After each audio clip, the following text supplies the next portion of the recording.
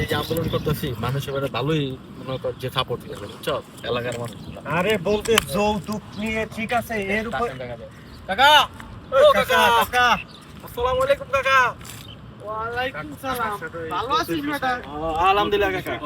কাকা কাকা কি লয় কথা করছিস রে? আমরা যে এলাকায় একটা আন্দোলন করতেছি মনে হয় শুনছেন মনে হয় কি জানেন না কি যৌতুকের হ্যাঁ, বিষয়?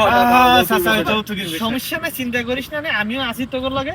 তোর বাবারে ওইটা ওই 5 তারিখের পরেরটা তোরা স্টার্ট করিস না, আমি সময় দিবা দে, সমস্যা নেই। ও যাক, ঠিক আছে ঠিক আছে থাক বাবারা থাক।